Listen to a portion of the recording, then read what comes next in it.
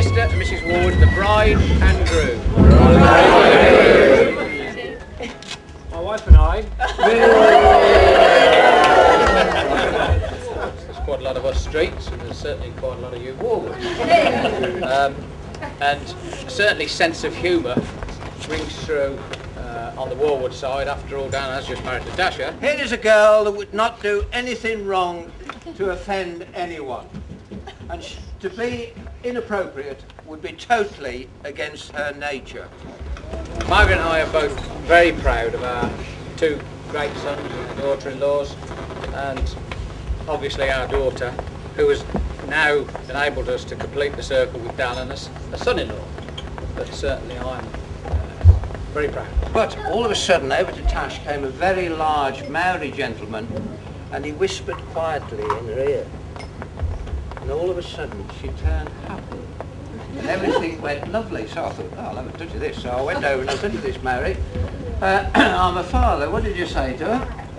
And he said, I've just told her that I shall give her $400, a night out in a hotel, £10 for a telephone bill and $20 to spend on drinks. 2 weeks ago I nearly called the wedding off. Ooh. I did, because Tash and I went to a marriage preparation seminar together, and we had to do these lovely sheets. So we sat in the room, about 5 of the couples, and exactly the same questions, and it's all about your partner and all, you know, all about me. Okay, here's the question. Okay. You've got, by the way, answers are always 1, 2, 3, 4, 5, never. Okay. My partner makes me feel so safe that I can freely express how I feel. Well, she got a 1, always. I put down 1 for Tash. My partner shows me that she really likes me. I put down always. This is getting simple. My partner is very obvious in showing her concern for me. Circled always. We discussed mine. Tash's paper, went through it together. Exactly the same questions. My partner makes me feel so safe, that's me, that I can freely express how I feel. Tash has put never.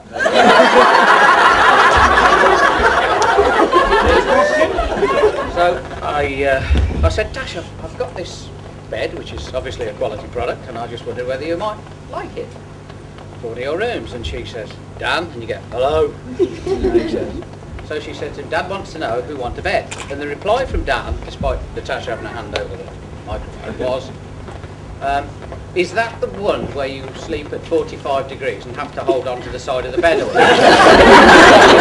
It's the middle. So I took it from that. He probably actually didn't want it.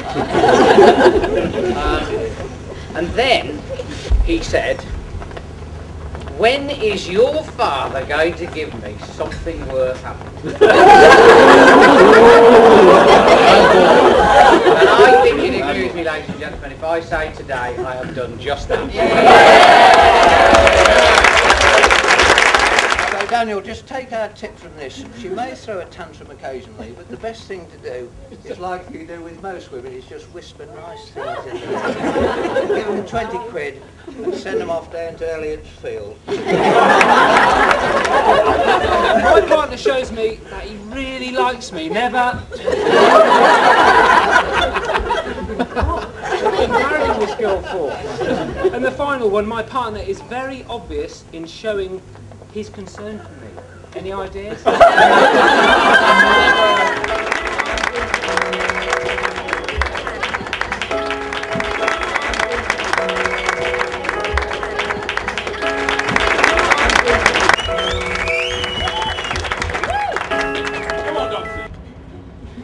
Knocked on the second door, hello, does Tash live here? No.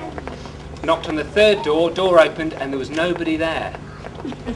And then I looked down and saw Merv.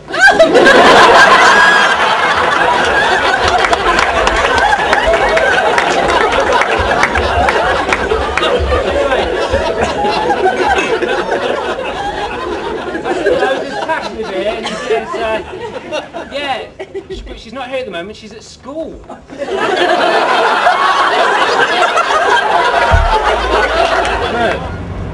been about, let me guess, I think about 29 years since you put Tash to bed with a dummy. Well, you have one more chance tonight, mate.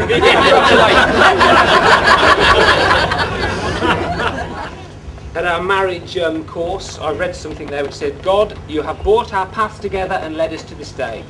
And I believe that our paths were meant to cross.